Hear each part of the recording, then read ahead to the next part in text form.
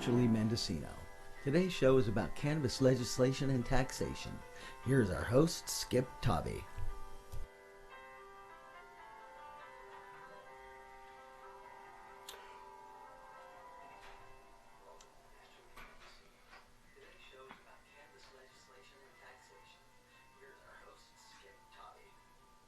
Hello folks, we're here with another series in our election forums. Today we're going to be talking about cannabis, and I have four guests with me tonight. John McCowan, who's our county supervisor, Hal Wagonette, who used to be a county supervisor, Jude Tillman, who runs Dragonfly Wellness Center, and Sarah Bodner, who is the campaign manager for the Mendocino Heritage Initiative. I want to thank you all for taking dinner time to come and talk to us about what you're up to. I'd like to just do a little introduction, then you'll each get a few minutes to speak your mind, and then we'll have a conversation. And I gotta say, I'm gonna give a disclosure right up front, transparency. I am a partisan. Having enjoyed cannabis and alcohol and coffee for over 50 years. Along with over 10 million others who have been convicted for using or selling marijuana, I am done with being treated as a criminal and as a nuisance. The big battle at the ballot in November is between two local cannabis initiatives. The Mendocino Heritage Initiative, AF, sponsored by the cannabis community, and the Cannabis Tax Initiative, AI, presented by the Mendocino Board of Supervisors. They are competing initiatives with clear conflicts. Whichever gets the most votes will prevail in its entirety, leaving the rival with nothing.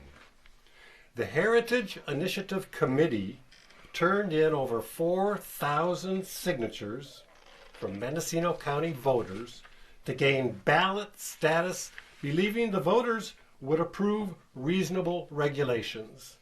They reached out to supervisors, agriculture, and other stakeholders, hoping for either a mutually agreed upon regulatory ordinance to be passed by the Board of Supervisors, or for the Board of Supervisors to support the Heritage Initiative as sensible regulation to replace prohibition, leaving them the ability to make changes after passage.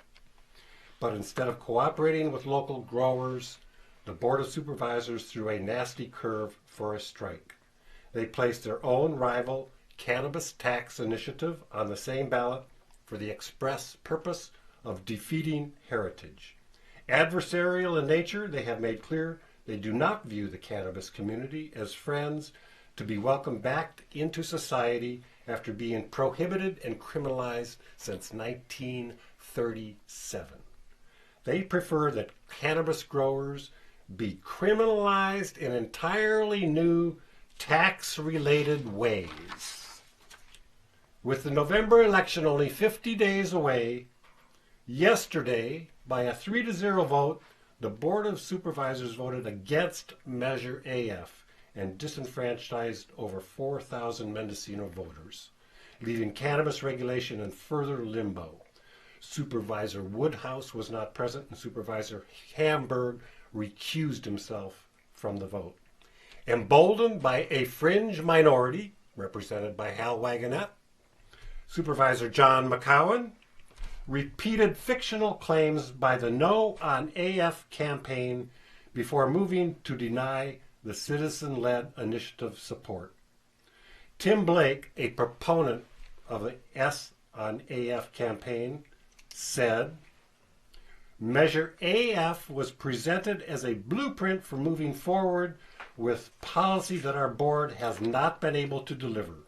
We have been begging for regulation for years, and now the state of California has rolled out a comprehensive program. Mendocino is behind. The board violated the public trust by putting their own policies before one that was drafted by the community for the community. Unquote. That's from Tim Blake, a proponent of the Yes on AF campaign. Measure AF seeks an immediate end to the black market cannabis trade that contributes deforestation and environmental destruction and threatens public safety. Delays and regulatory traps have been the norm in Mendocino's cannabis history. Quote from Jude Tillman, "Just look at the outcome of the supervisor's ill-fated Measure B. 8 years ago, best intentions left the county liable for not being in compliance with state law. Their actions were ruled unconstitutional."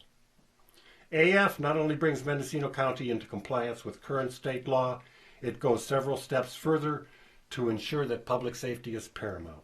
Our supervisors abandon their responsibility to county residents by delaying the best and most cost-effective path forward for regulating cannabis to ensure public safety. The board remains so focused on getting their own policy passed that they are betraying the will of the voters. The people of Mendocino County will have their chance to vote yes on AF and support comprehensive regulation on November 8th, despite the board's actions. Most of that I gleaned from social media today, largely written as a letter to the editor by the Mendocino Medical Marijuana Advisory Board, Pebbles Trippett, Ralph Laguna, and Paula Dieter. I could say a lot more, but I got questions I'm going to save for later. I'd like to open it up to our guest, starting with Sarah. Do you want us to answer a specific question? I just would like you to just say whatever you think is most appropriate to begin this conversation. And in my mind, I'm looking at the end. What's it look like if Measure AF passes? It's a good question, because I think that vision of the future is what brings us here to this moment and why we're sitting here. I'm a longtime local food advocate and proponent of sustainable economic development, and have never been just a single issue person. So the way I'm looking at the future is how cannabis fits into the larger picture in our community as someone who would like to have a family here, who would like to live here for the next many decades, and how hard that is for a lot of people who are my age, who have a lot to offer the community but have a hard time finding a place here. So when I think about what it looks like if Measure AF were to pass now, which is the fastest path towards regulation, it's a totally new question, and one we've never been able to ask before as a community. We've never had a comprehensive set of regulations for the cannabis industry. We've never seen what a regulated cannabis industry looks like. We've certainly seen what it doesn't look like, and we've seen the many dark sides of that. And it's compromised, I think, quality of life for many. It's compromised the culture and the social fabric of the community that we live in. And it's certainly compromised public safety. It's certainly compromised the environment and our natural resources. And it's also compromised the lives and the livelihoods of people who have lived within an industry that has not been regulated, that are not afforded the same rights and protections as other citizens, even though they want to be the same kind of stand-up community members and business owners. So if Measure AF passes, we will see the immediate enactment of comprehensive regulation for all aspects of the cannabis industry as designated by the state of California. So important context here is that in 2015, the state of California wrote the Medical Cannabis Regulation and Safety Act, which said that cannabis is now agriculture under the State Department of Agriculture, and counties have the right to permit different activities within the umbrella that the state has set for parameters about legal activity. And now counties across the state are taking action to either bring their policy in line with the state or become more restrictive. And I want to say from the onset that we are blessed to be sitting here together. We're blessed to live in a county that is still having this conversation. There are some communities in the state that didn't open that possibility up. There are communities in the state where they're fighting outright bans, and there are communities in the state that are ushering in the corporate greed rush. We don't live in a community like that. We live in Mendocino, and we certainly have a lot of polarized views around this issue, but we also have an active discussion, an active conversation that many voices are participating in. Now, there's many different paths there. There's many different paths in democracy, and Measure AF is one of those paths. And what I see it leading to is a future where the small farmers that I'm working closely with, the entrepreneurs that are involved in this, in the exploration of what a regulated market looks like, will be able to take that step out of the shadows, out of the black market, into a more active role as citizens, as business owners, as fathers and mothers, and be able to have a chance at competing in what's becoming a highly cutthroat statewide industry, where we are facing the threat of losing the niche that Mendocino has always had, and our narrow competitive advantage that the rest of the state is going to quickly try to catch up to. The door opening for regulation means that we have a small bit of time to walk through it, to get our regulation policy on board so that people can start shifting their business practices, learn about compliance, and establish a reputation here that we're a county that wants to play by the state rules, and those people can open up those market opportunities. I also see it solving some of the most egregious problems in the industry that I have been deeply uncomfortable at in my 11 years of living on the coast, in terms of environmental irresponsibility, in terms of exposing children and families to things that should never be happening in your back bedroom or your garage or, you know, right behind your back fence. And changing this to be less of a locked gate community and more of an open door community. All right. Thank you, Sarah. And John, let's take a chance to have you explain the county's initiative. Well, first of all, I would like to thank you for hosting this You're forum. welcome. I think it's important that the public have the opportunity to hear as much information as they can regarding the ballot measures that hopefully they will all be voting on this November. It's going to be a really long ballot.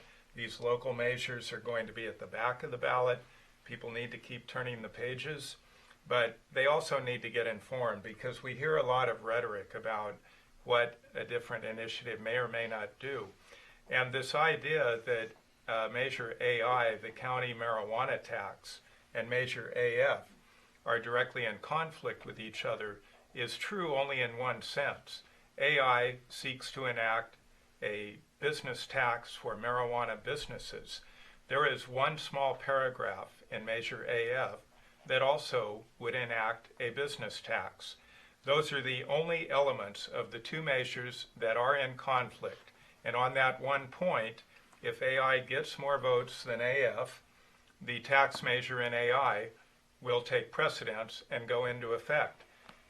Every other part of AF will still be enacted if it receives 50% plus one vote in November. So, and in fact, the Heritage Initiative Committee has recommended a vote in favor of Measure AI. They would hardly do that if it invalidated the entirety of Measure AF. So that's simply a matter of law. It will only be the conflicting provisions that are subject to being disallowed if the other one passes. So I wanted to clear that up. This is a little unclear. The majority, whichever initiative gets the most votes, supersedes the other. If Measure AF, AI, the county's tax initiative, gets the most votes. irrespective of AI, if Measure AF gets 50% plus one vote, it will go into effect in its entirety, with the possible exception of the very limited section that deals with taxation. And if AI gets more votes than AF, that one or two paragraphs in AF that deals with taxation will not go into effect. I understand, but then let me ask you this. We just talked to the lady that runs the elections. The county's AI initiative will not appear on any of the city's ballots. It's not a city issue. It won't appear in Fort Bragg, won't get to vote on it. Willits won't get to vote on it. Ukiah gets to not vote on it. Automatically, AI will never get as many votes as AF, because not even half of the people in Mendocino get to vote on it. I don't want to get hung up on that procedural. Well, that's not a hang up. Wait a minute. The law That's the law. The law governs, and the fact is The main point here, you can vote for AI, and the only part of AF that it will affect is the tax. So am I right that the people in the cities do not get to vote on AI? I am not 100% sure. You got to on that. check it out. Yeah, but Because you're going to lose. If well, that's the case. it's nice to know that we're in neutral territory here. Well, I'm not just saying, John, if all the votes from the cities don't get counted because it's not on the ballot, how can it possibly get more votes than AF? Well, then AF doesn't have to worry, does it? Doesn't have to worry. So the point is, with the possible exception of the tax measure, if AF gets 50% plus one vote, it's enacted. And I believe you agree with me on that. Yes. Thank you. Okay. So now, I'd like to Clarity. I'd like to make a couple of other points. The battle of 3 minutes, okay? Just to say, talk about where Sure. we're with your initiative. Let's start. Well, this is really not about enacting reasonable regulations because that process is moving forward. The county is doing so. It's been a very public and collaborative process. It's in play right now. It is not necessary to support AF to have a comprehensive regulatory scheme for medical cannabis in Mendocino County. And this isn't about whether you support or don't support cannabis. The future of cannabis is regulation. The county fully recognizes that and is moving forward. But I think it's at some point, because I've been accused of making a number of false statements, and I'd like to hear what those are at some point, but maybe I could just briefly read the reasons that the Board of Supervisors are recommending a no vote on Measure AF. The first is that we are developing our own regulation fully subject to the public review process. The second is that if Measure AF passes, there will be no public review process to identify or mitigate significant environmental impacts. That's a key difference in going through the public process of developing an ordinance versus doing it at the ballot box. So no environmental review. Measure AF reduces or eliminates setbacks from neighbors that have been in place since 2010. It also eliminates the requirement for wildlife exclusionary fencing and eliminates all fencing requirements unless the garden is visible from the public right-of-way. Measure AF also makes up to an acre of cannabis cultivation a principal permitted use in almost every zoning district.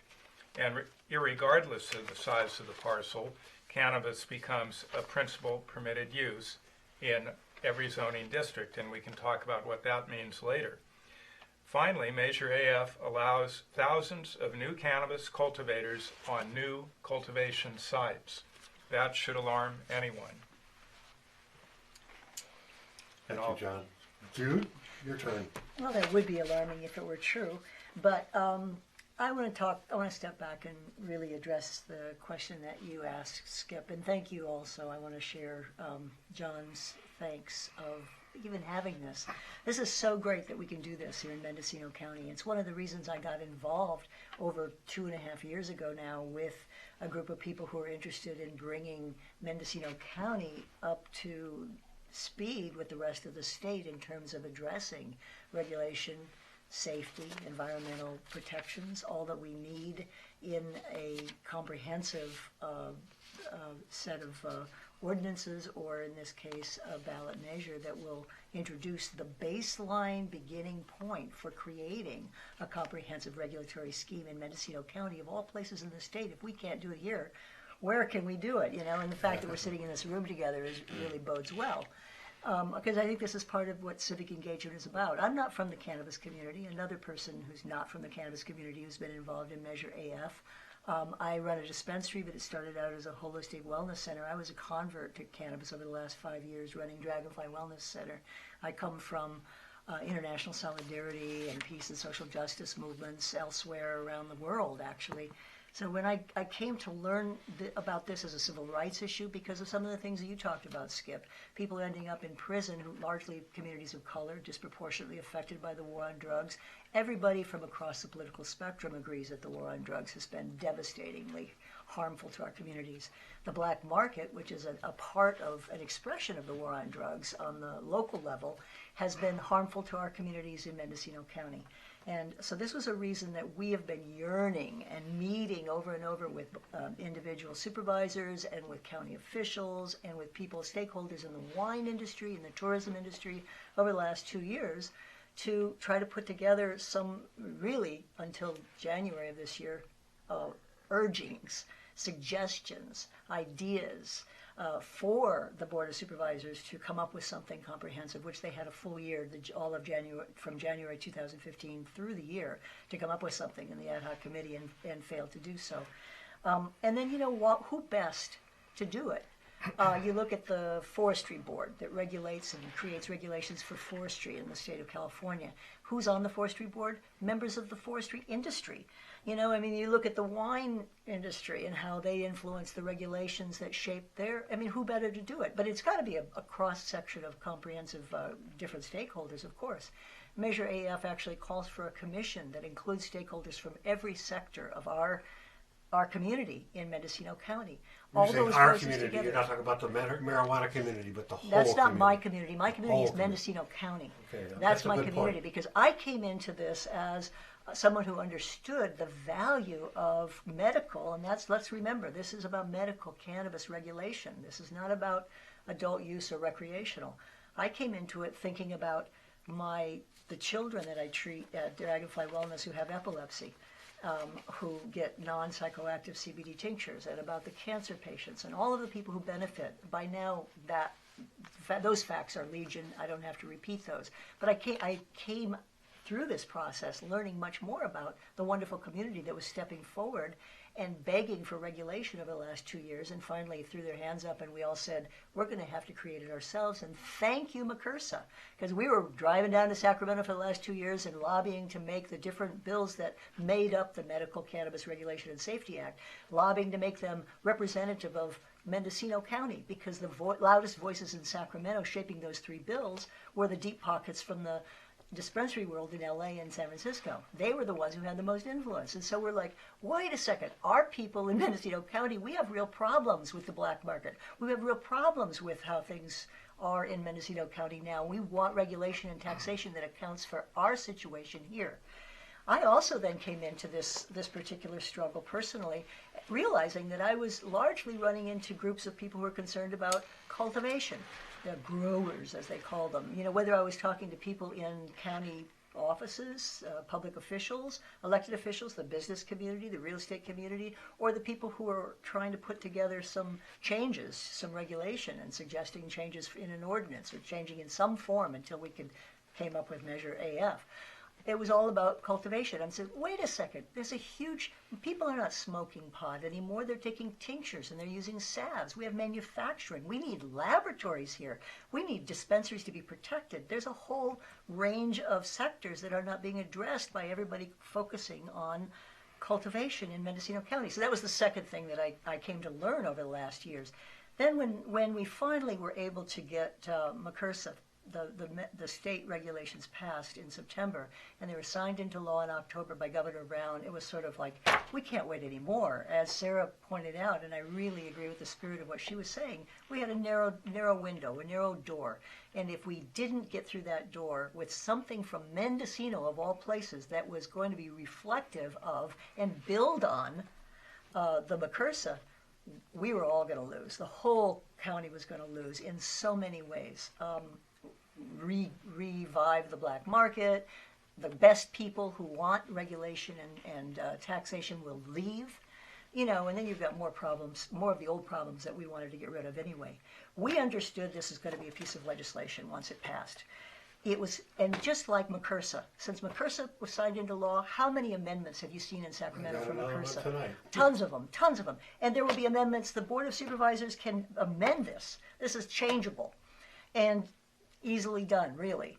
Once you get civic engagement, you have a commission of stakeholders, and you really can address the problems that we've been facing without any regulation in Mendocino County. So I've grown a lot in the last couple of years in getting involved in this and talking to my neighbors and my friends in Mendocino County, many of whom they think it's long overdue, whether they have anything to do with cannabis or not. And most of my friends don't.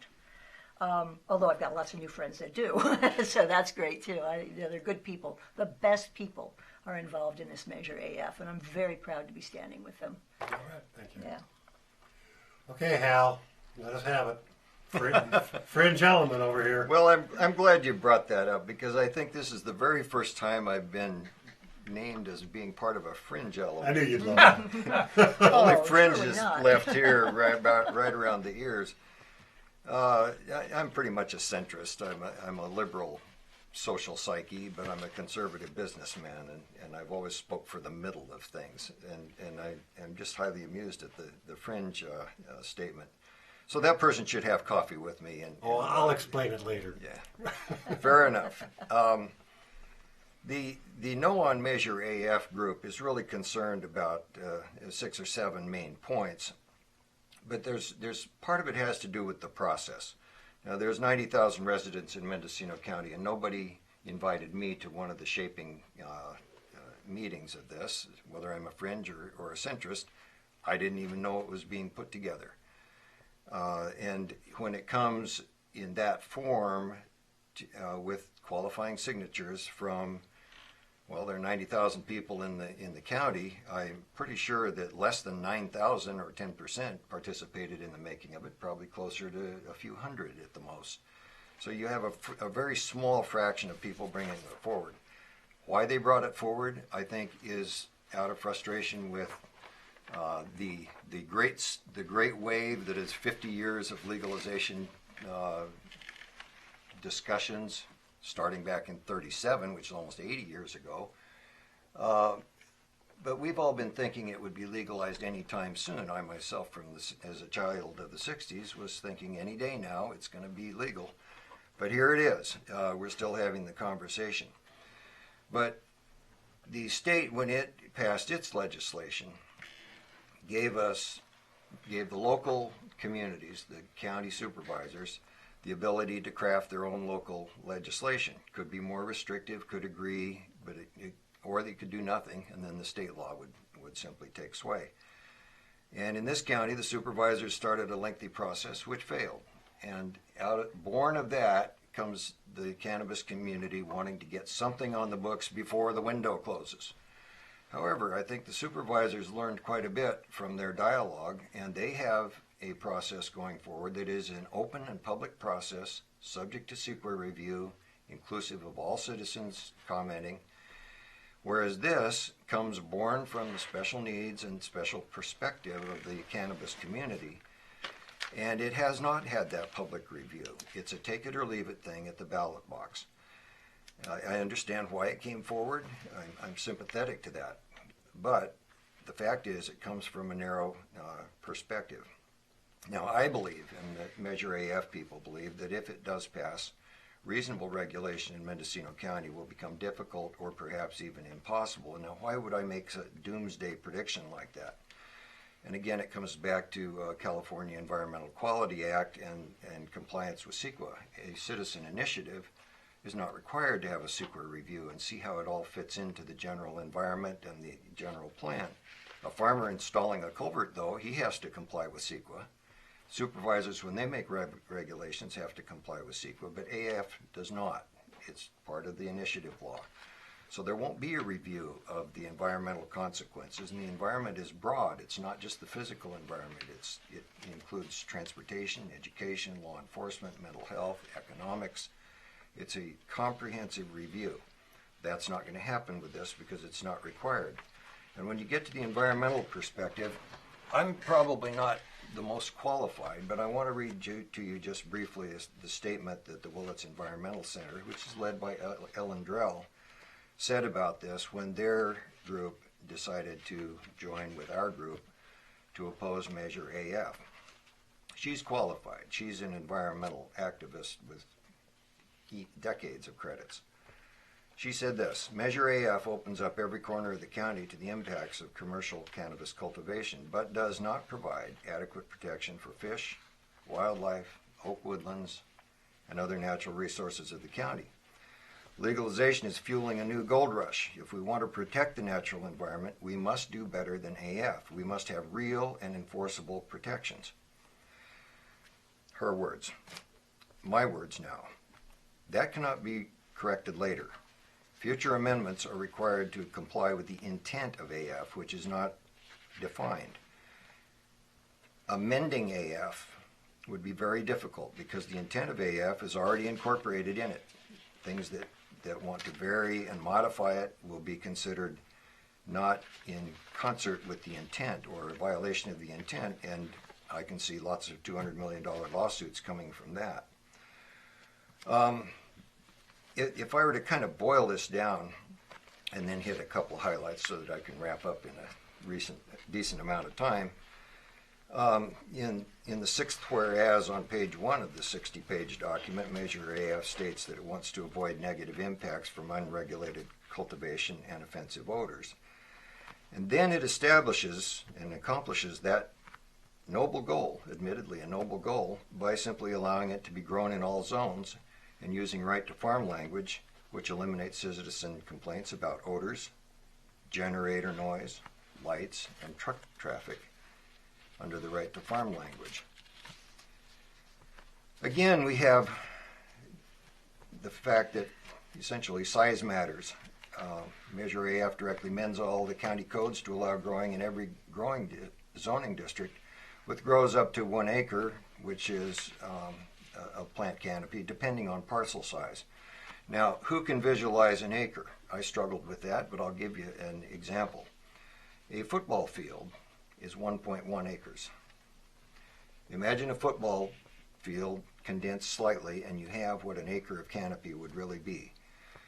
And this is in all the zones: residential, agriculture, timber production, industrial, commercial, and even public facilities. Setbacks are eliminated, and so on. And when you get to the enforcement, here's where I think we have some real issues. The fine in Willits for littering is $1,000. The fine for a violation, if you can find one in these rules, is $100. And then, if you decide to protest and ask for hearing and so on, you might eventually, the violator might eventually pay another $1,000. The process is more lengthy than the harvest itself. So as an acceptable cost of doing business, a person who wanted to willfully fly in the face of the rules could certainly go ahead and go through the harvest process and have plenty of money and simply consider it a cost of doing business. It doesn't really make an incentive to comply to the rules, but more an incentive to simply go ahead, do what you want, and pay your way out of it. So we think that that's a flaw, that an ordinance or a piece of regulation that's going to work has to have some incentives to actually obey it. So to summarize, we feel that the Measure AF is going to spark a green rush, a green tsunami that is going to just sort of roll over the county. And in the backdrop of what may happen in November at the state level, it is probably going to overwhelm our community. And the small growers are not going to be protected. They're going to be overwhelmed by competition. Code enforcement and law enforcement will be a real scramble to unravel. And my pet peeve is that larger land holdings will be, which we've already seen a lot of subdivision of large ranches and even smaller holdings, but the economic incentives provided by getting permits for up to 10 acres would be enormous. And the fragmentation of the land base is something that I, as a native of Mendocino County, I really have issues with that. I don't think that that's a good approach. It's not really good governance. I don't think a small group should be allowed to make an end run around the public process. And the proper path, in my point of view, and having sat on both sides of it as a citizen, here I sit as a fringe element, and here we have a sitting supervisor, but the proper path is a full discussion that really embraces the entire community and doesn't just spring fully born from the needs of a segment of the community. Subject to CEQA, inclusive of all points of view. And again, and I do want to thank you also, Skippy, for having us in here, because this is a microcosm of the all points of view deal. And I really think that for the folks here in Mendocino County, if you want to have a say in marijuana regulation, an informed electorate should read the ordinance. Sure, it's 60 pages, but 10 of the chapters are thou shalt and thou shalt nots, and then the 11th chapter is all the zoning code amendments. So there's how to read it. Just go to chapter 11 if you want to see how it's going to affect your zone, and then go back to see how the thou shalt nots will work for you. But only by doing that can the electorate really make a wise choice on November 8th. And I think the wise choice, and what we recommend, is to vote no on Measure F, AF, and allow the county process to go forward, because it is a more inclusive process. And that's from the fringe to you. Thank you. I'm going to explain what I think the fringe means in this case. Yeah, please do. Look at the history of Mendocino County. The people voted, 20 years ago to ban the aerial spraying of herbicides, overwhelmingly. It was defeated by the state when they said only the state can regulate herbicides. People in Mendocino County voted overwhelmingly to keep this county free from genetically modified crops. At that time, your colleague, Ms. Brown, on the Board of Supervisors, said the sky is going to fall. Well, that didn't happen. The county, over 60% of the people just voted for Measure V to bring the Mendocino Redwood Company to heel for using a hack and squirt process that leaves millions of dead trees. In all of these cases, the people spoke overwhelmingly, and the Board of Supervisors was out to lunch, absent or opposed. That's what I'm saying. The Board of Supervisors and people like yourself have become a fringe in some of these major campaigns. The status quo is always on the wrong side when the people vote. That's my opinion of history in Mendocino County. Thank you, Skip, and I'll just straighten the record out here. Straighten it out. That's not my personal I was the supervisor who introduced and made the motion to pass the anti-GMO ordinance. Good. That's your fringe. I'm just talking about other people. Oh, it's other people. Okay, We all get I to be must have friends misunderstood. The colleague of mine that you mentioned was the executive director at the Farm Bureau at the time, and her job was to carry out the wishes of her board. Now, on marijuana, there isn't much of a fringe. There's a very broad middle ground in Mendocino County that recognizes that prohibition is a failed policy, the war on drugs was a failed policy. I've never in my life supported federal prohibition. It doesn't make any sense, it never did. So let's try and stay away from some of the red herrings. I want to correct one thing about the Board of Supervisors' pursuit of policy. The Marijuana Ad Hoc Committee to develop regulations to update our county ordinance was only appointed in November. They reported back to the board in December with a timeline. The state law that you think we should have been adopting an ordinance to comply with back in January of 2015 wasn't adopted until 2015. It took effect January 1st. The regulations haven't yet been written. State licenses won't be available until 2018. The board is moving forward in a very deliberative and thorough and public process to enact comprehensive regulations. So just wanted to correct that a bit. And what we have heard from AF is a lot of the reasons that support why it's time to move forward with comprehensive regulations and that do protect the environment, that do protect public safety, that do protect the economic interests of the entire county, including those who are involved in the cannabis industry. We've heard all the talk of we need to do that, and we all agree we need to do that. We have really not heard specifics of how Measure AF protects public safety or protects the environment, particularly when, as Ellen Drell says, it allows increased cultivation in every corner of the county, including thousands of parcels where there has never been cultivation, because any resident of the county, by the terms of Measure AF, who has been here for 2 years, may apply for a permit, and because cultivation in every zoning district is a principal permitted use, there is no review whatsoever other than, oh, you're in a residential zoning, here's your permit. Okay, There Sarah, are and Jude, there are no conditions. let's let them respond to this. There's a lot going on here. Yeah, I want to pick up with the talk about democratic process, because I think that's really important in understanding this conversation, because I think there is a vast middle ground, but we have to look at a couple of intersecting factors, which is the process and the timeline. And, you know, we're not strangers here. We've been spending many months engaged in a very deliberate public process that I'm proud to have been part of, where we've all learned a lot, I think, on both sides of the aisle, whether you're sitting in the audience or if you're sitting up on the dais as a supervisor. So, you know, this has been a highly engaged process. There's been a lot of dialogue. There's not just one path to democracy. And, you know, going through the supervisors presents opportunities and it presents a lot of challenges. And we are up against a timing challenge, fundamentally. That this process has been much delayed.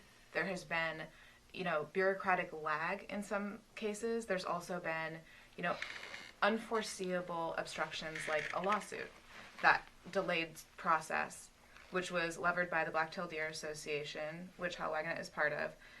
That happened this summer, that created another limitation on the county's ability to move forward with a cultivation ordinance that they had written. John McCowan was the author of this ordinance, and again cut off the ability to open those doors for regulation. So we've had challenges. Moving forward has not been only forward. There's been side movement, there's been back movement. And we're very aware of that. We're appreciative of the effort that's got into it, but it also means that there's an opportunity cost. And it's not one that just affects people within the cannabis industry, it affects the entire community. So when we look at the intersection of the democratic public process that we've explored through the County Board of Supervisors, we have come to a point where Measure AF, the Heritage Initiative, is the most time-efficient and cost-effective path forward for the county. And it's not in spite of that other process. It's that we were walking both at the same time, and this is where we have ended up. We are facing a situation where there is zero regulatory certainty for people in the cannabis industry going into the year of 2017. We have a cultivation ordinance, which is an urgency ordinance that is going to expire next spring. We have the 931 program, which is currently administered by the Sheriff's Department. So that's in effect till... It's in effect, but it was halted by the lawsuit, and so the application was limited to only 1 month time period, and only about 300 cultivators were able to get it. 40. Yeah. So we have this temporary stopgap measure, which will carry us to next spring. And then we have a cultivation ordinance that's been drafted by the Board of Supervisors and is going through the environmental review process at this time, right now, as we speak. Now, that process is expected to take perhaps as long as the end of the year or next spring. And, you know, while we support CEQA and we support an engaged public review process, but the fact is that CEQA also opens up a lot of different angles that the county can be sued over anything that they do approve when it goes into effect. So there's no certainty that next year, when the policy is done, that there won't be lawsuits levered against it, because there are a lot of people watching what's going on with cannabis policy, and there are a lot of special interests that want to prohibit forward movement, that would rather us not make progress and use any excuse to keep us from getting there. We've seen veiled prohibitionist arguments for, hundreds of years. So we're in a situation now where we have a great desire, a groundswell of people who I would not characterize as a green rush. I would characterize it as a regulation rush, a legitimacy rush. People who want to be paying taxes, get their business license, bring their buildings up to code, and participate in an above-board, respected industry. And we don't have that certainty. So when we have process and timeline intersect, we're at a position where this struggle to end prohibition has a real option to end faster. We can do it now with the will of the people, and that is a public process too. So totally. When the citizens of Mendocino County vote They are weighing in on a public process that is arguably more representative than what I've observed in the Board of Supervisors chambers, which is an important process. And I really appreciate how willing our supervisors are to meet with us. But there are a limited number of people who can make it into those rooms and who feel comfortable and safe speaking out, whether that be because they are still considered criminals or because they can't afford to leave their day job and sit in a room for 12 hours waiting for something to happen, like some of us have done. So there are a lot of different factors that go into public participation, and that's what going to the ballot is really about. And that's, you know, that's not it's not an easy process. Like, getting something on the ballot requires a lot of the will of the people. Yeah. And I'm not going to go into, I want to wrap up because I know Jude's itching, but I'm saying that this timeline does not warrant bad policy. Yeah. So nothing that I'm saying says we should just get it done and push it through because time's running out. We still need good policy, and Measure AF is good, sound policy. And it's the basis for better policy because it can be amended. But I want to go back to, just to piggyback on what Sarah's saying about how this has been an open and public process, and it's certainly not the narrow perspective of a few people, because if you look at and if you read Measure AF, it almost exactly mirrors McCursa. Now look what McCursa went through. The state regulations. That's what Measure AF is, the state regulations applied to Mendocino County. And that went through 3 years of countless committees, 3 different Assembly and Senate bills, countless back and forth, vetoes and this and that and the other thing. Talk about a public process. We just took all that work plus all of our meetings for over 2 years with people in this county, public officials, department heads, Chuck Morris, people like that, Kit, the county council, Carmen, CEO, you know, just people inside and outside the system, and melded it together. This gives us the best basis. Now, in terms of amendability, this is totally amendable. We can, you know, there's all kinds of things. If we look, and then this is what, on the off chance that someone would misrepresent the actual language in Measure AF, I brought the exact. I appreciate that. So basically, the amendability, the language stating in Measure AF is very liberal and it's very general. Section 8 says this ordinance can be, Board of Supervisors may by a majority vote amend the provisions of this ordinance, provided that the amendments are consistent with and furthers the purposes and intent of the ordinance, as stated in Section 2. So what is Section 2? Section 2 is the part at the top of Measure AF, which is the whereases. And if you look at the whereases, I don't think there's anybody in this room that would disagree with them. It's noting that in 1996 we passed the Prop 215. We know the Health and Safety Code gives guidelines for cannabis patients and their caregivers. We note that McCursa's passed in 2015 to regulate and tax the entire industry. We make the simple statement that cannabis cultivation on small family farms is a significant part of the county's culture and economy. We make the statement that people of the county wish to create a regulatory framework for medical cannabis cultivation. We state an agreement with the intent of 9.31 to protect the confidentiality of information in relation to the regulation of cannabis. That was a key part of 931. We note the Health and Safety Code that declares that medical cannabis is an agricultural product and it's to be regulated by Department of Food and Ag. That's 11362.77.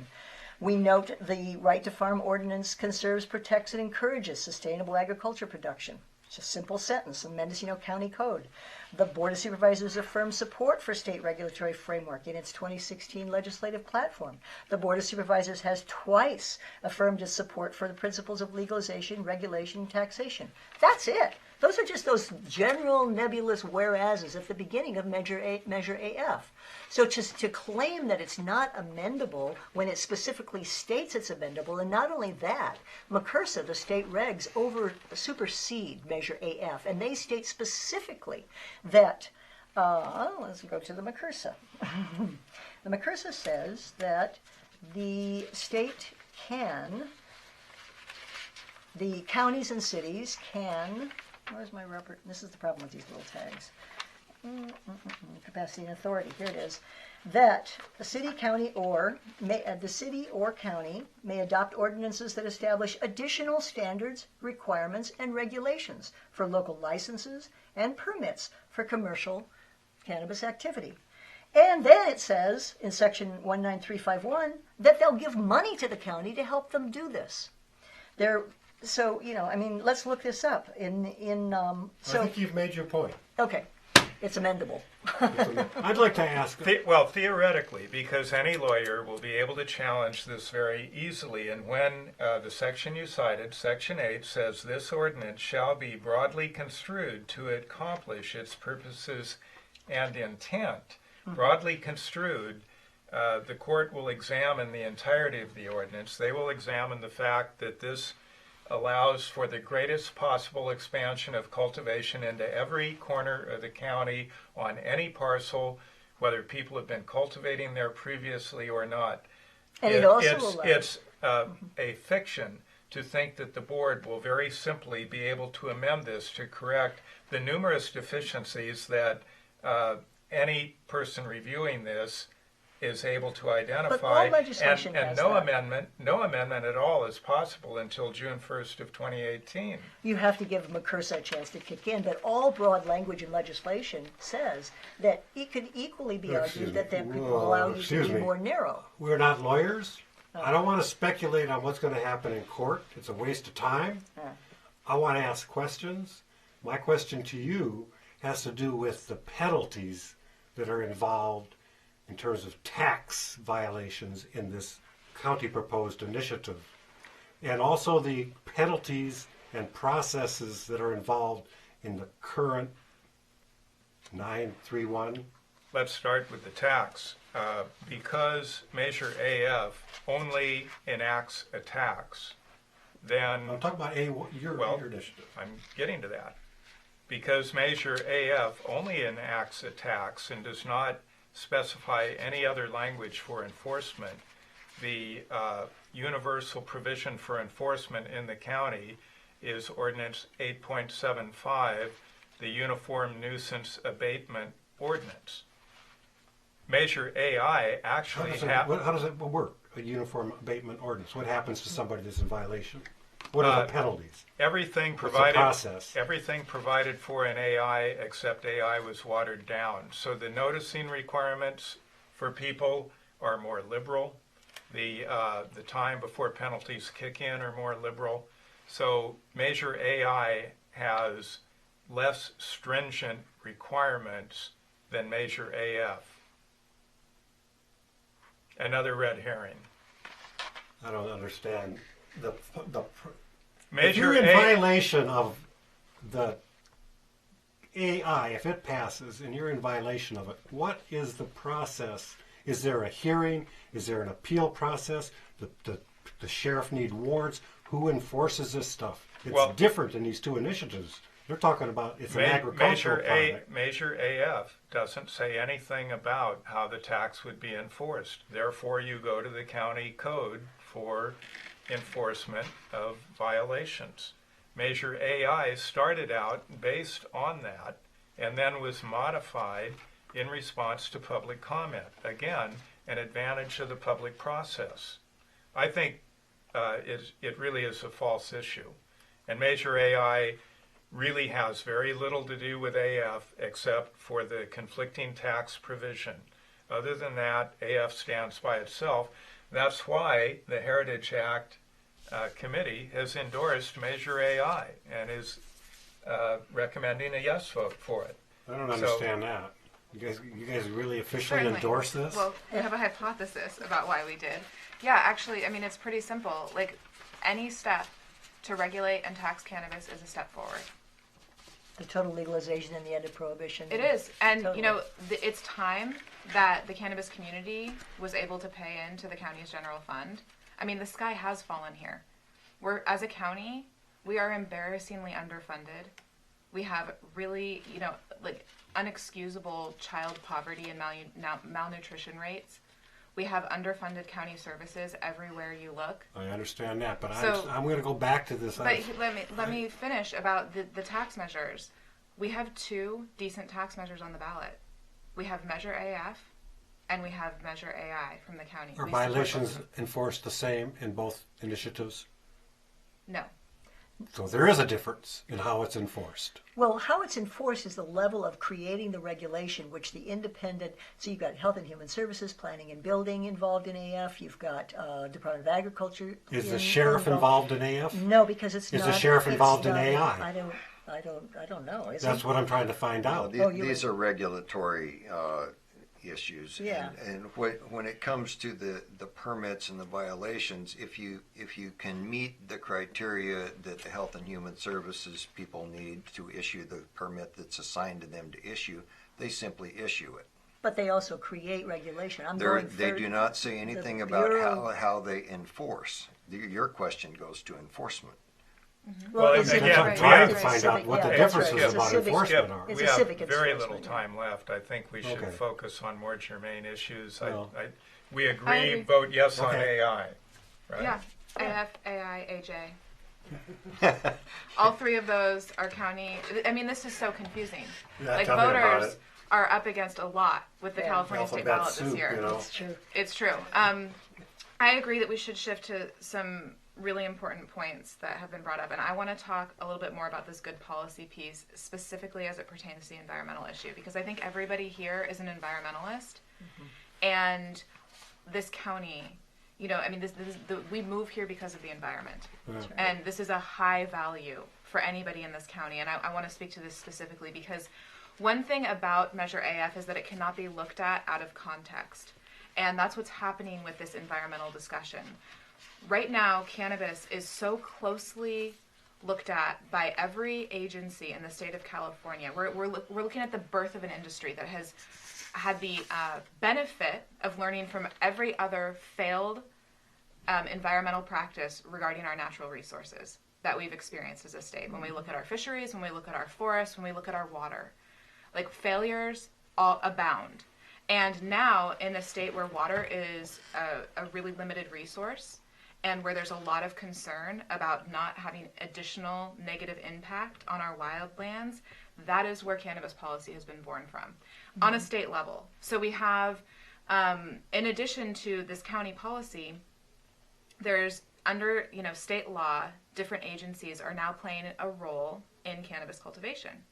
And this is a very interesting fact that most people have no idea about because it's such a new field, that the California State Water Board has launched a new regulatory process to look at water discharge on farms that is more stringent than any other agricultural product in the state. And in order to get a state license, we call them licenses at the state, you have to have a county permit. And to get a county permit, you have to comply with these water regulations. So when we talk about, a free pass to do whatever you want, wherever you want, it couldn't be more wrong. Right. I brought a show and tell. This is the website that illustrates what Sarah's talking about with the water board. So this could get on the camera so that people can write it down. But go ahead. Don't let me interrupt you. Well, so I Speak think freely. I think that this question of environmental stewardship is paramount, and that we're looking at how can cannabis not just be a permitted use, but how it could be a restorative use of our lands, and how we can look at agricultural practices as best practices in the cannabis industry that may roll out to other agricultural sectors who have benefited from a free pass for a very long time, There we go.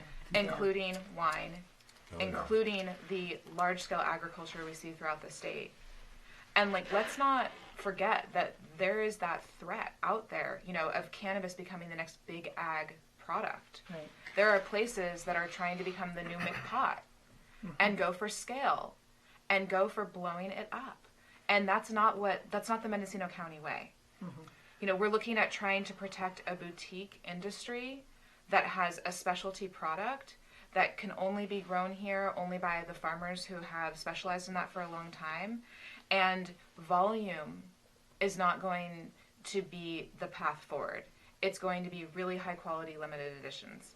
Which is May I ask, if volume is not the path forward, why does the Measure AF provide that everyone, including many new cultivators, grow up to an acre which The is current not very limit This is is- about 2,500 square feet. The county is providing for going up to 10,000 square feet.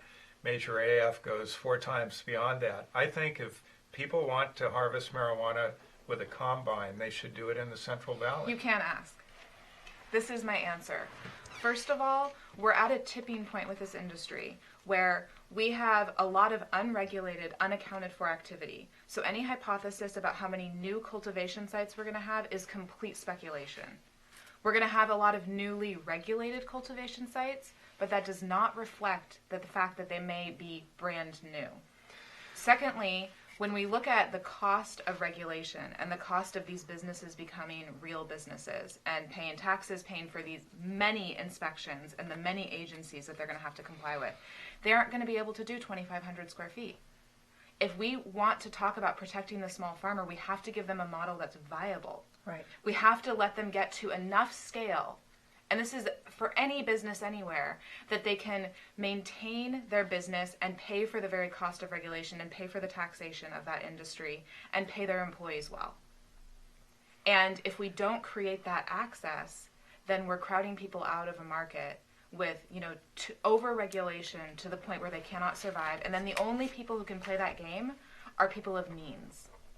So we crowd out the small farmer and we make it, a limited industry that not everybody can afford to play with. And when I say everybody, I mean the people who are interested in coming into compliance that are going to be they will clearly stand out from those that do not. And that's what regulation also provides, is this very clean line in the sand. We have a lot of gray area now. And when I was at the Board of Supervisors meeting last week, I saw a presentation by Randy Johnson, and he said, what law enforcement needs more than anything is clarity. We still don't exactly know, what's legal and what's not, and there's so much confusion. That's what the sheriff said when he was here. Yeah. Get the same questions every year about marijuana, but every year you get different answers. Well, I can reinforce that. At one day, 3 officers of the law were on my property simply visiting with me on an unrelated matter. One from probation, one from the sheriff, and I don't know what the third one was, but there were 3 different departments. And I said the topic of how many plants at that time was allowed per grow came up, and one of them said, well, it's 6 plants, that's the state deal. And the other one said, no, in Mendocino County it's 25, and the third one said 99.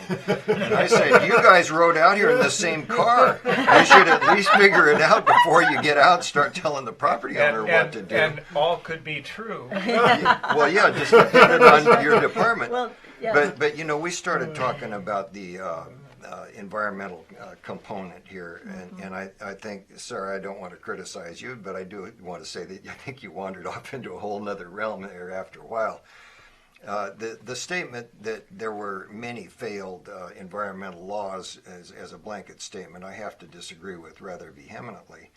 I grew up in Willits. There were 13 sawmills in my town, and they all burned their waste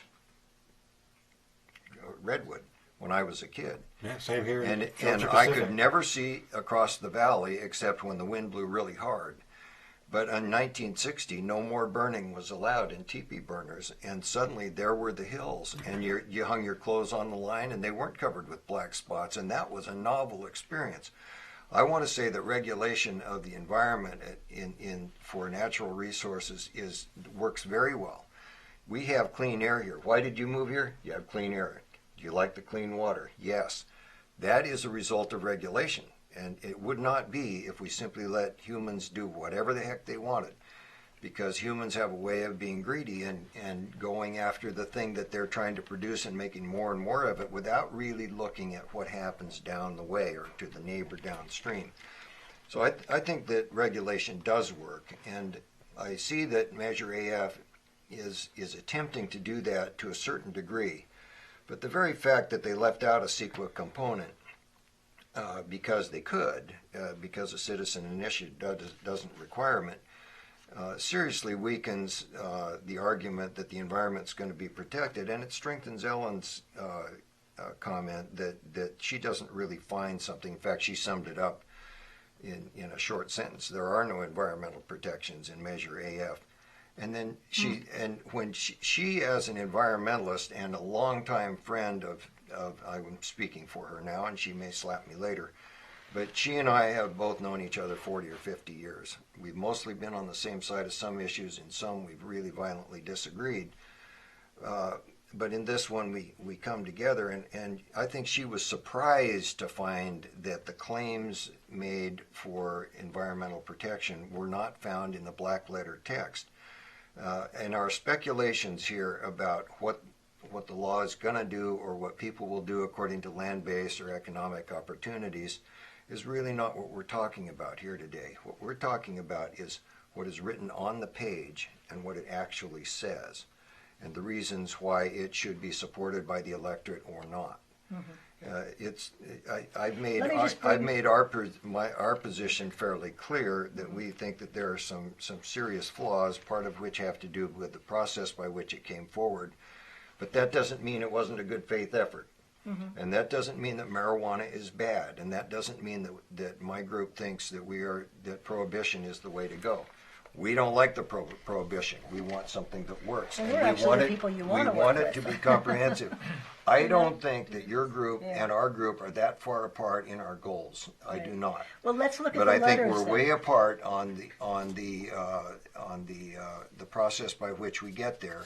And I don't fault you for taking an alternate path. I think No, this is not an alternate path because we drew exactly from all of the McCursa language for environmental regulation. Every single division that's in charge of the different sectors of the cannabis industry are required to uphold state regs. So let's look at 162.015 in Measure AF. It's nothing in the section, nothing in the whole chapter can be construed to exempt cannabis cultivation, transportation, laboratories, dispensaries, etc., from all of the applicable guidelines, state electrical, plumbing, land use, water rights, wastewater discharge, etc. That's all there as streambed alteration. Any other environmental building or land use standards, all that permitting exists in Measure AF. It's not detailed out because that's not where you detail it out. It's planning and building, it's Department of Agriculture, that's where they'll create. I'm going to a state-sponsored regulatory convention tomorrow, meeting in Santa Rosa, where they are taking input from people who have dispensaries about what the regulations should be. And I'm very happy to say that Measure AF has very, very detailed dispensary regulations, but we also have general regulations about every single aspect of McCursa applies to You the have to get county. you're saying you have to get the permits, yeah? You have to, in order to get And to get permits, permits, you have to comply. you have to comply with certain basic. The water board has to come out and check your cultivation. Yeah. Planning and building has to check your manufacturing facility. You've got to make sure and this is not true that you can just do any of the industry activities across the board anywhere in the county because the restrictions are quite specific. What you tend to say, what tends to get quoted is that you can have a principled use of in any zone. The second Principal half permitted of use. principal permitted use in any zone. But the second half of the sentence is very important because it's in every single sector, whether it's cultivation or manufacturing or laboratories or transportation, they all say principal permitted use in each zone where row and field crops are used, subject to any further restrictions set forth in this section. And then it goes in very great detail about where you can and can't do it. Well, the only limitations are that with reference to cultivation, in order to cultivate a certain size, you have to have a certain acreage to your parcel. Other than that, You can't be in towns.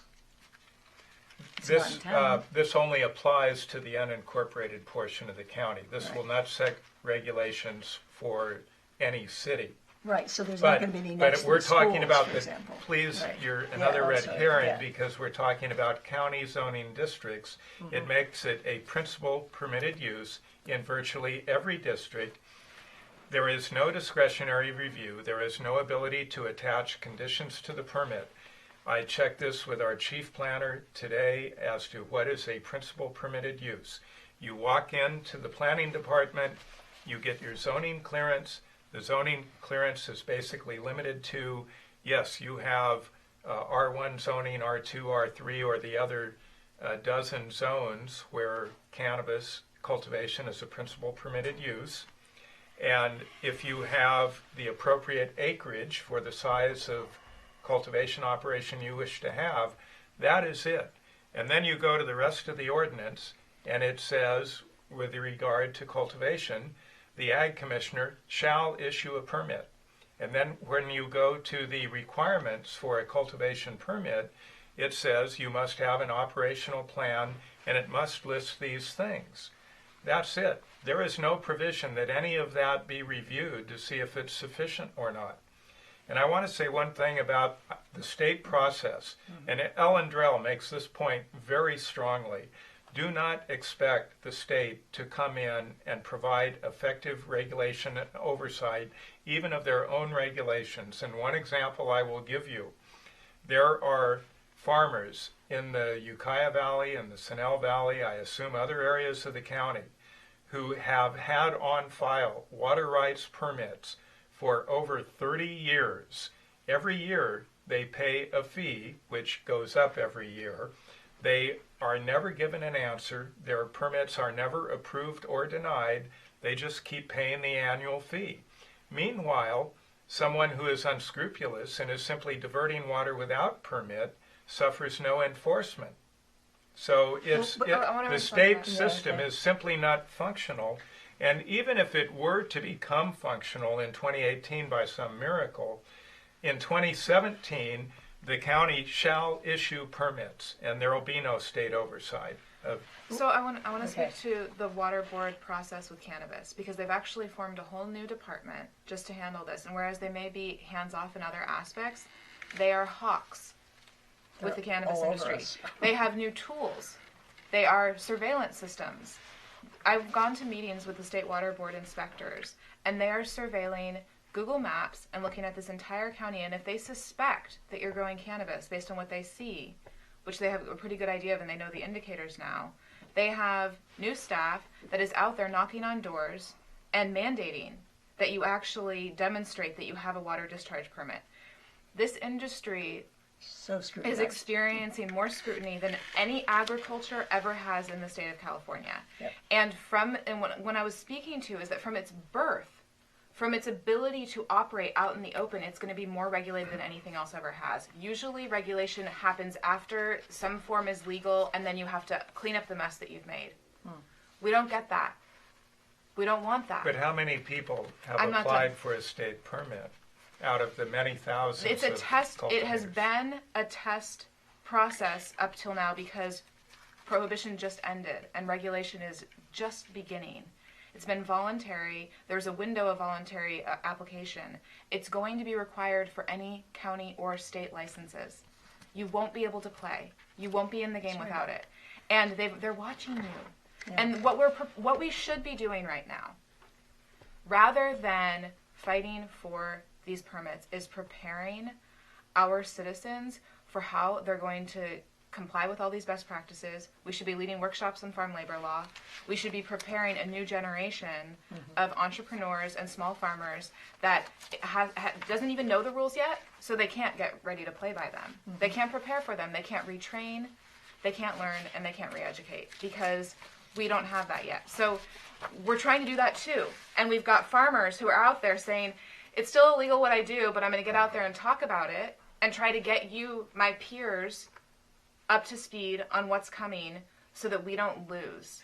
Because the corporations are going to be in the best position to come into compliance immediately. And just to tack one little thing on top of that, the track and trace system that the state has designed to track from seed all the way through transportation, laboratory sale, it has been touted across the country as the most rigorous, most specific, this is an amazing track and trace system. Nobody's going to be able to divert. Nobody's going to be able, it's really designed to end the black market. It's a tough track and trace system, and that's just one example. What Sarah's saying is, our farmers are talking about how the scrutiny that we're going to be under is nothing about your example, John, with that farmer. They Can don't I care interrupt? about I think we have a call or a question. Actually, we haven't invited calls yet, this is actually my question. Oh, we got a question from the audience. Question from the audience. Supervisor, it seems like one of the basic issues that has really initiated AF is the lengthy process and the lack of timely implementation by county supervisors. And I think the citizens are frustrated with supervisors on many different issues because of that.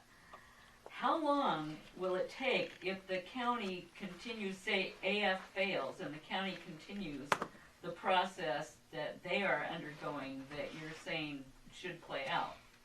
Well, the county is right now in the process of early consultation. It's not something that's required, but we did to put out all of the information, the draft cultivation ordinance, the draft zoning code, to all of the affected agencies and stakeholders. The formal review process compliant with CEQA to further identify and mitigate environmental impacts will begin in October.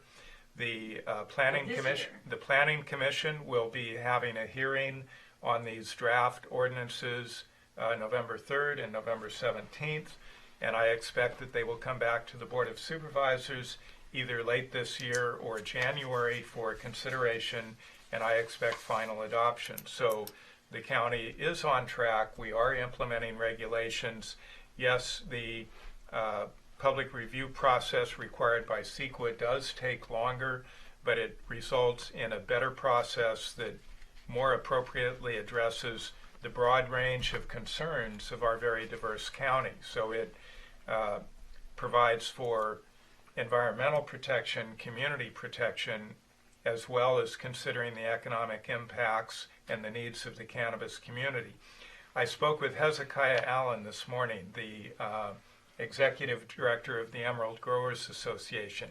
He had spent an hour talking with Lako and Associates, the consultant for the county's project description, which will be the subject of environmental review along with all the other documents.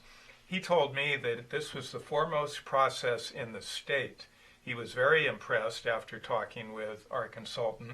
He's also supporting AF, but the county process is a very functional process, very thorough, and yes, under state law it takes time, but everyone will be able to have their county permit in hand when state permits come online. And in fact, they'll have them in hand for 2017. Can you speak to the timeline for everything besides cultivation? Because we have manufacturing, dispensing, transportation, distribution, and lab testing, which are not covered by anything that the county has put forth so far. The county is on record, the Board of Supervisors, that we fully support developing all of those state license types. We're going to have an update on October 17th with the timeline for those. Implementing those is going to be far simpler than the cultivation because it's going to affect far fewer individuals, far fewer locations, fewer zoning districts. And in the case of dispensaries, we have several, perhaps 8 or so in the county, 8 to 10, 11 that are operating currently. The only requirement from the county is that they have a business license. They have been remarkably self-regulating. That's why the county hasn't needed to move forward and adopt regulations. These folks have figured it out. So it'll be very easy to implement a dispensary regulation. It's simply going to ratify what is already being done. It's not that simple. It's actually going to protect and legalize and authorize what is happening right now in a very gray area. No dispensary feels entirely secure. And our patients sure don't. Yeah. Well, So before you go on, you mentioned some documents that are submitted for the CEQA process. Are these available to the public online? They are available online. One place you can find them, go to the Planning and Building Services website. For the county? Yes. So go to the county homepage, click on Planning and Building under Departments, and then when you click on Planning and Building, you'll see notices come up on the left side. Click on Notices, and you'll find the draft county ordinance, the project description. Okay.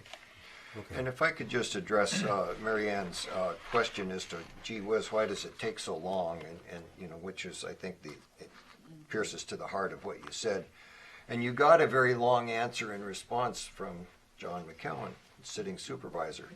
I'll give you a short answer as to why it takes so long. We have the government that we voted for. We voted for a government that had this open process. We have the Brown Act, we have all kinds of sunshine laws, we have CEQA laws and processes and public disclosures, which are very complex. When I was a boy, Caltrans simply engineered the best straight line they could, and that's what they did.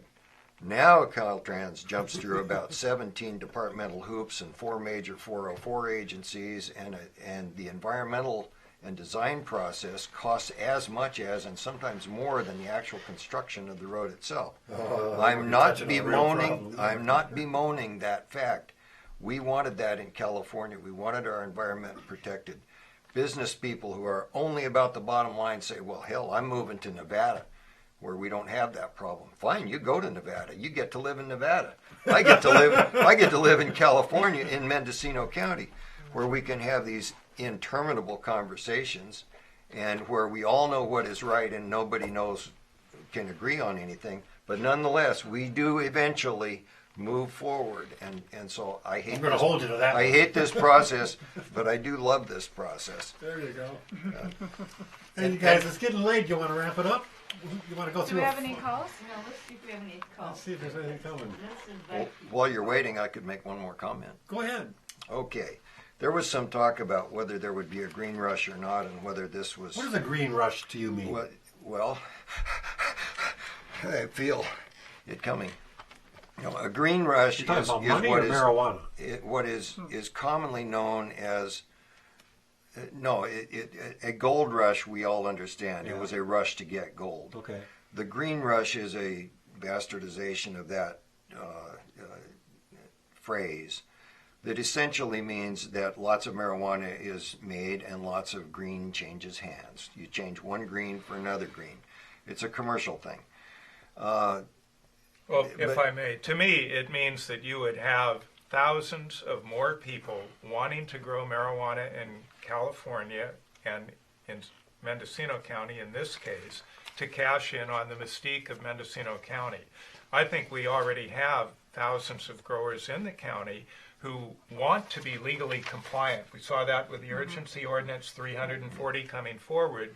So we have a lot of people here that want to be legal, who can be legal, and my goal is to get as many of them into a reasonable framework of regulation as possible. What I do not want to see are thousands more new cultivators who have never been cultivating in Mendocino County suddenly start up and try to take advantage of this at great cost to the environment. Now, So- I Can was talking to about this green I rush was for talking the about the industry? green rush, and I want to finish my You thought. finish your Now green rush now and that then- John I got got to that. interpret his Well, thought. he brought it up first, so that's All right. So anyway, back to this. The kind of thing that John is talking about is correct. A whole lot of new people coming in, or existing new people growing too fast, so fast we get stretch marks in our county. I think that's we're concerned about that. And I think the little guys, there are a lot of little guys that will never grow more than 20 plants because it's just too damn much work. They're good stewards of the environment, and we don't want to disturb that. That's me. Okay, so Skip, you and I have something in common. But You've only grown the 20? kind of thing that I think is and I might pose this question to Sarah here, you might be able to answer it, but in section 622.170 on page 21, there's an interesting definition here.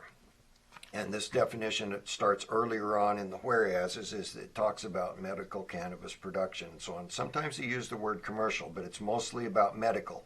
Medical also has a confidentiality clause, which has been cemented in 9.31 and other regulations in this county. Those two things are hand in hand. But in this section, it says something interesting. Lawful cannabis permits shall remain effective and in full force and effect at such time as when State of California passes legislation allowing for the use of cannabis for recreational purposes. At such time, if cannabis for recreational use becomes a legal activity in the State of California, any permits issued under this title shall remain valid and in effect and become immediately valid and allow for the permittee to engage in commercial medical cannabis activity for recreational use. Wait a minute. Now, Read that again. Engage in commercial medical. I'm reading what it says, and Yeah. I'll So let me explain Is that a it. typo? No, it is not. It doesn't make sense. This is what the proposal is. Read that And again. That sentence. I want to read Just that last sentence. Okay, it's a long sentence, but okay. At such time, if cannabis for recreational use becomes a legal activity in the state of California, think ahead to November, any permits issued under this title shall remain valid and in effect and shall become immediately valid and allow for the permittee to engage in commercial medical cannabis activity for recreational use. Now, Skip and listeners out there, this seems to me that by blessing this medical production activity and looking ahead to what's about to happen in the state of California, it will immediately morph into it's okay to do it for recreational use on a commercial level. That to me is what would fuel a green rush. Anybody who's in the medical business can suddenly be in the recreational business for profit, commercial. And that's okay with me as long as we understand that that's what's being said. And if you think that that's what you want in this county, is that all medical can now become commercial and be sold as recreational also, then I think you should Can I vote speak for to this. this? And I'd like to speak to it from within the industry. I've been watching for the last 3.5, 4 troublesome. years, not just watching, but participating in major conferences and trade shows throughout Nevada, Colorado, Oregon, California. The green rush certainly is already, and it's something we got to worry about. It's already well in motion. I've been in All heads conferences are in Las nodding. Vegas, yes, and I've been in conferences where people are moving in from other industries like oil and gas and tobacco and everything to try to get in and scoop up.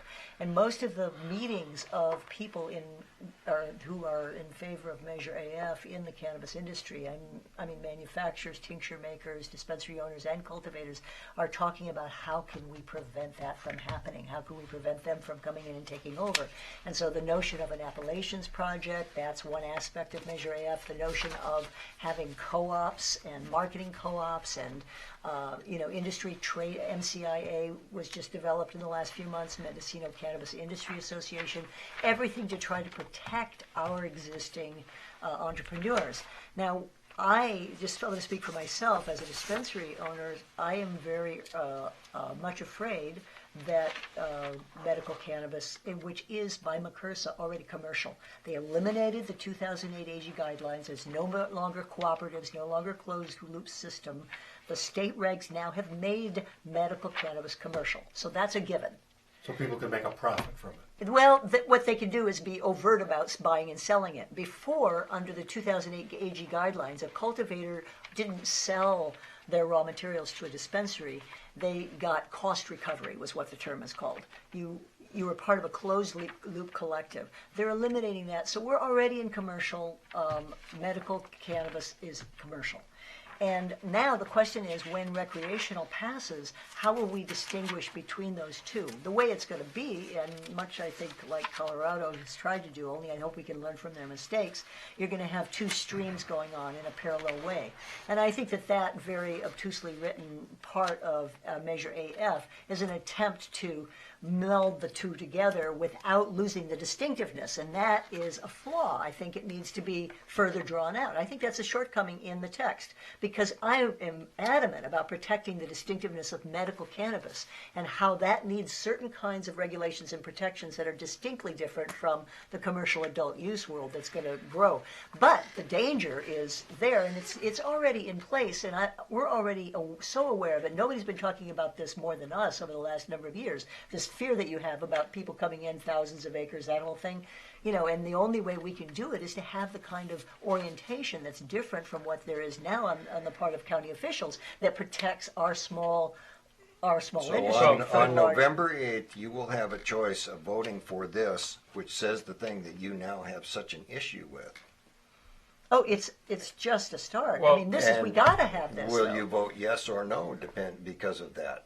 You had just highlighted one Absolutely. of the key Look problems. at what the alternative is. To not vote yes on Measure AF, we're left with a horrible... Absolutely. Well, you let have me- the supervisors No, thing. that's not in Hold very on. good shape. Hold Oh, on. excuse me. Let me Okay. tell you the Yeah. alternative, and if this is so deficient, why The did dispensaries and the if rest this- of the industry. This is a good conversation. Yeah, I know, I like it too. if this is so deficient, why did Hezekiah Allen of the Emerald Growers Association say that this county process was the leading process in the state?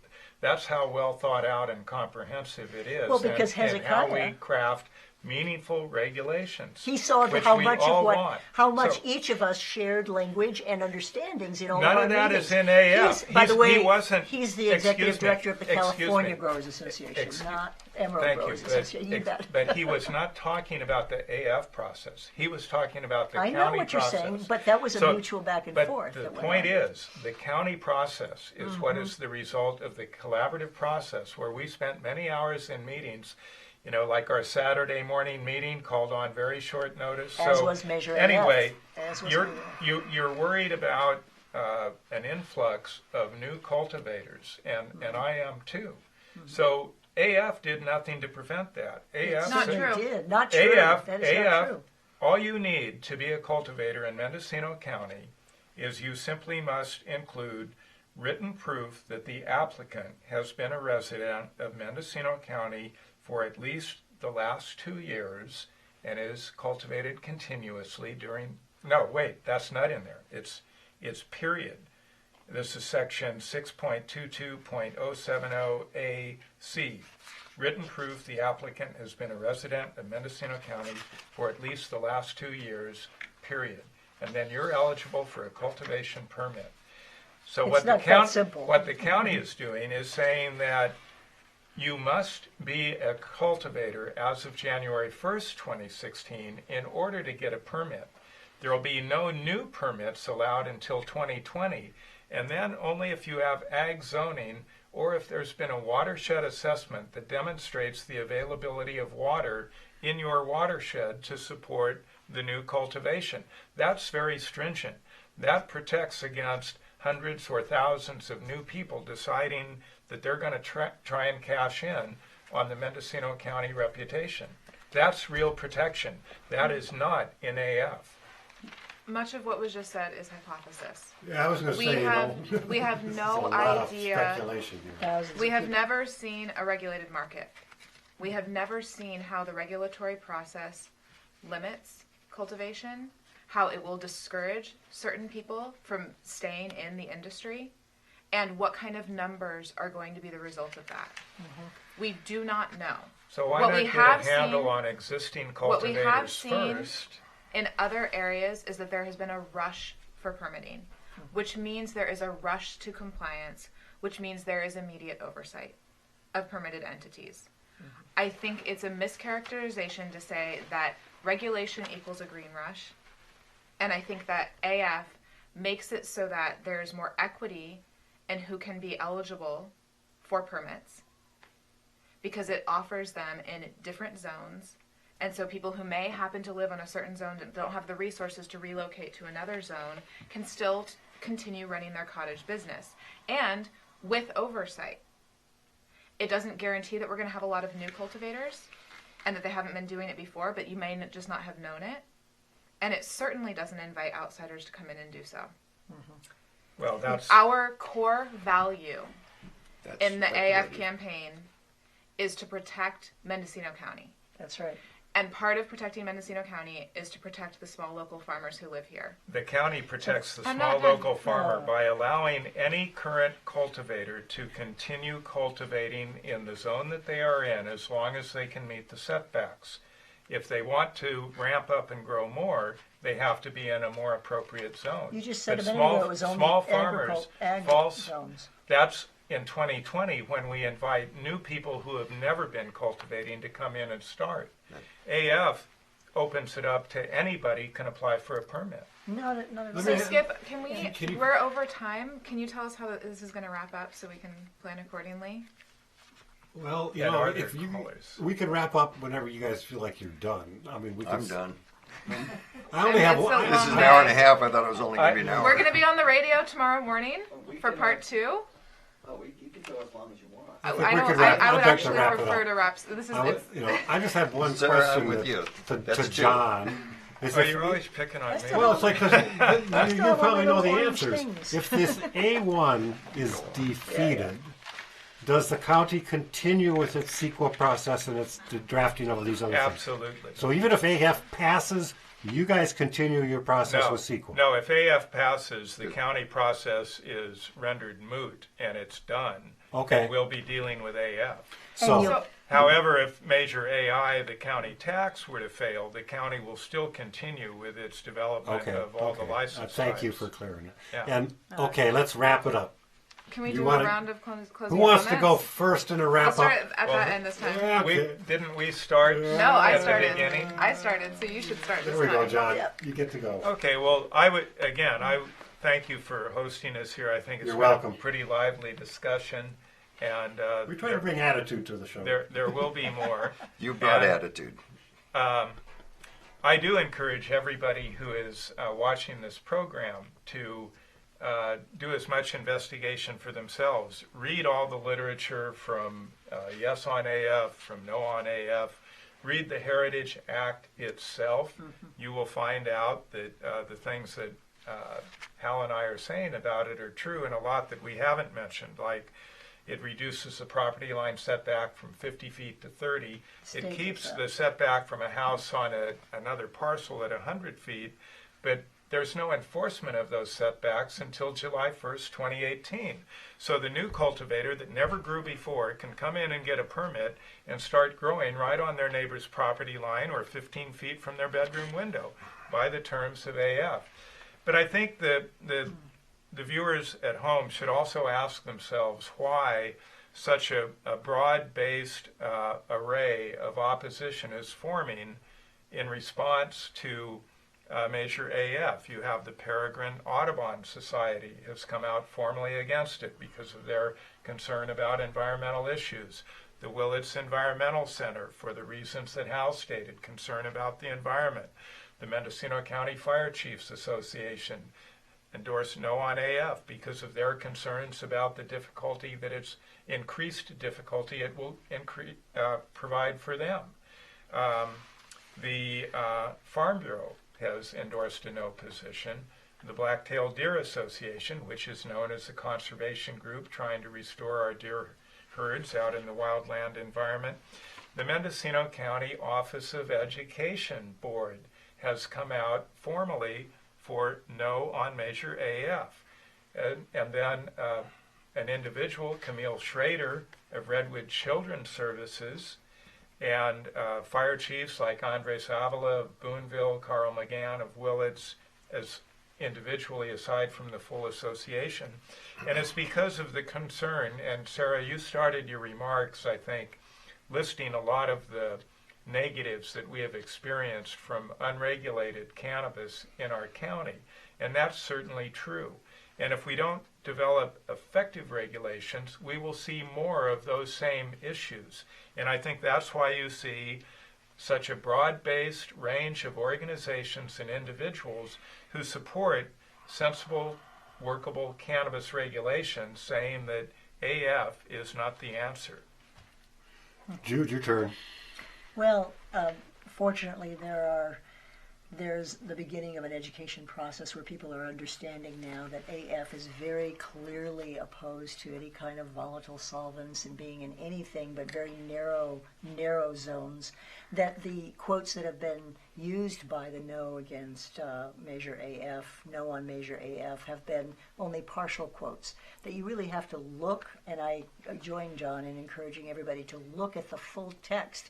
What, besides that 2-year residency, look at the whole rest of the page and all the other requirements. Look at the 17 requirements that planning and building for any new permitted cultivation has to go through. Look at all of the rest of the Measure AF, and look at the MCRSA, which is going to be scrutinizing and enforcing regulation on a level you will not see with any other agricultural industry in California, because they're rigorously being watched by the rest of the nation, I think. So the state is going to be all over the place, and we're going to be very strictly regulated from the state level on down. We need our county regulations now in a timely way to match up with those state regulations so we can begin to do business and protect our small farmers in this county. And I think that as the education continues to spread, you're going to see more and more people understanding how Measure AF protects us to do just that. So I'm not worried about the few people that John has mentioned are opposing us. Right. Okay, Hal. Well, the few people are not a few people. They are a few organizations, civic organizations and public service organizations serving children, public safety, and proper governance. I think that I and my group struggle greatly with, for instance, the title of this being Regulating Lawful Medical Cannabis Cultivation, and then finding deep in the body of the works that medical magically can become recreational and commercial. These are not interchangeable terms in Webster's, but in this case they seem to be being used interchangeably, and I struggle with that. If the intent of this ordinance or this proposition, this initiative, is to be clearly understood, it would say medical, commercial, recreational cultivation, but instead it only says medical, and inside you find this other changing backdrop. I struggle with that. I like clear language. I also struggle with what I perceive, and my group perceives, to be a real fanning of the fire that is the property subdivisions in the county for this type of commercial activity in every zone in the county. It's not restrictive. It just simply opens the door for everything is everywhere, and I don't like glittering generalities. I know there are qualifications to that, but when you read the black letter, that's what it says. In my particular town, Willits, there are 4,000 people. But this doesn't apply at Willits. Let me finish my thought. It is a two-lobed community. Brook Trails is separated by 2 miles of Sherwood Road, and there sit about 3,800 people, roughly equal size. It is in the county. This ordinance, this proposal, would allow people to go into Brook Trails and clear-cut the properties in that forested community and begin growing marijuana. And I will tell you that that phenomenon has already started. People are buying lots for cash and coming into the county office, into the district offices there and saying, "Where's my lot? I want to start growing." And they are having to say to them, "This is a residential zone." But these people are already buying those lots, and it is a subject of great concern to them. Those three things are real issues, and the last issue that causes a lot of heartburn from the No on Measure AF group is the process by which it came forward, which does the many of the flaws that I've described, and some of the flaws that the proponents here have also described, would have been avoided in a clear and open public process that embraces CEQA.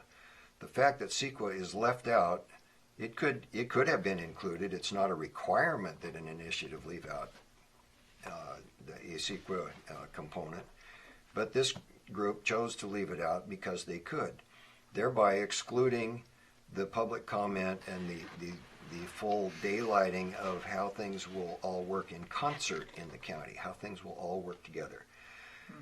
So that process is flawed, I believe, and these are the reasons why we really urge a no vote.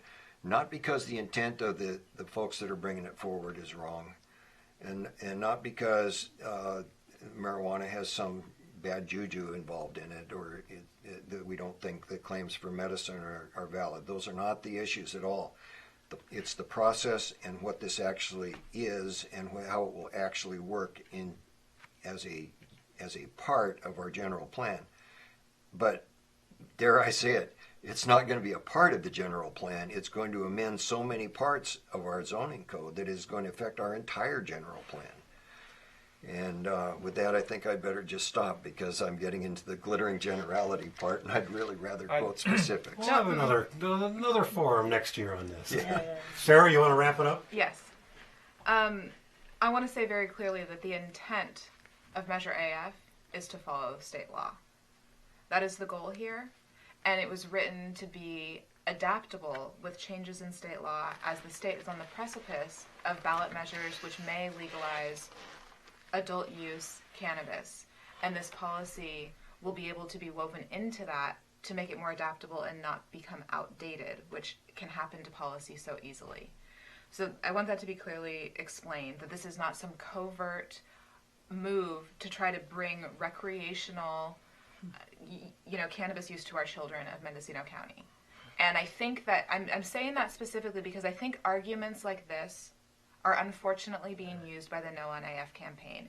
That many of these endorsing organizations have been alarmed through fear and scare tactics that result from a long history of a prohibition culture which does not lead to integration, which does not lead to listening, which does not lead to dialogue.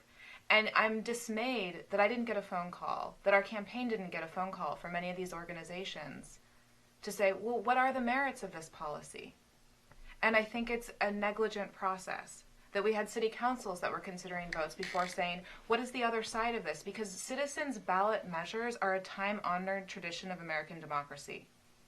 They warrant a two-sided discussion. Thank you, Skip, for being here tonight. Thank you guys for being here as part of this. So, I'm specifically concerned at the role that power plays in this campaign and in the discussion around cannabis, because we're dealing with a group that is asking and begging for regulation that does not have the access to our community because of prohibition. Mm-hmm. We do not have the relationships, and they do not have the privileges that are afforded to people who can operate in a lawful way. And it's very easy to do this rallying cry of fear around what could this unknown specter of cannabis regulation bring to our community rather than have a real discussion. Mm-hmm. And the truth is that a lot of the individuals who are leaders in our county that serve at the tops of different organizations and companies are afraid to come out publicly in support of Measure AF, though they plan to vote for it at the ballot. And this is another thing we have to look at very carefully when we look at this campaign, when we look at the decisions voters make, is that it is still unsafe to say the word cannabis in many rooms and in many homes. It's an unsafe topic. But what we're looking at is a possibility where regulation can make it a safer industry and make it safer to talk about. But that discussion isn't happening on a level playing field right now. The last thing I want to say is that, decisions about something that's going to impact the entire county should be made by the entire county. And that's what Measure AF offers us a chance to do at the ballot. And I think depending on what side of the issue you're on at any moment, you're either for the supervisor's process or you're for the citizens initiative process. But the fact is they're both valid. They're both important. We've showed up for both of them. We're still here.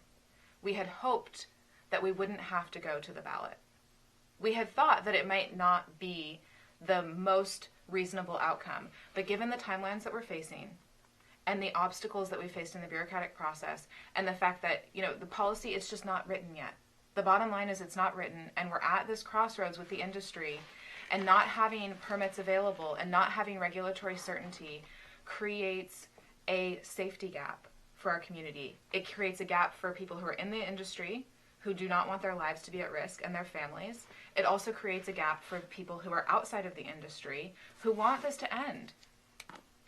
And I just want to list a couple ways people can find more information, because I think this is... If you have more information, we can go to the county's website, and where else could people get information? Yes, on AF.com, and we're also hosting a series of town hall meetings throughout the county in the next 2 weeks. So that'll all be on your website. All of the dates, times, and locations are on AF.com.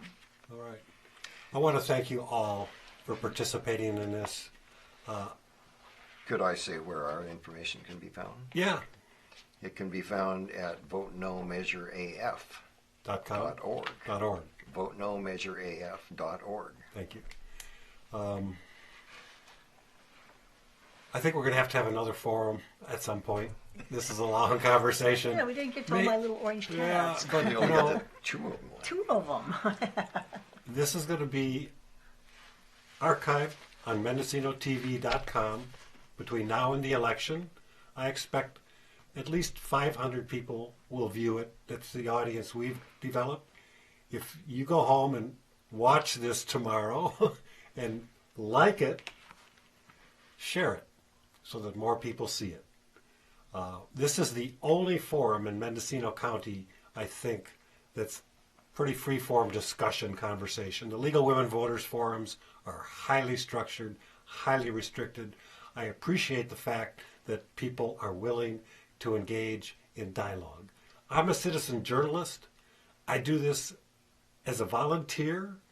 It makes me incredibly nervous. Tonight was the hardest forum I've ever prepared for, just knowing that I brought an attitude to it, that I liked all the people that were here, and I had to try to maintain some kind of hosting courtesy. I hope I did a halfway decent job. I didn't wag my finger too much. I got a bad habit of that. So I just want to say to our audience, thanks for watching, and we're going to have 2 more forums coming up. 3. Yes. The hospital district. The hospital is next Wednesday, Next September Wednesday. 29th. And the Fort Bragg City Council is the Wednesday after that, October 5th, and I will be hosting both of those. And October 19th, I will host another forum with the candidates for the Mendocino Parks and Recreation District. And then go vote on November 8th, or you're going to be dragged into the studio and have to answer to me. And make sure and vote on all the local issues. Yeah, really. Take your time. Don't Just just study turn them. the page. Keep turning the page. All right, folks. Thank Thank you, you very Skip. much. Thank you, Skip.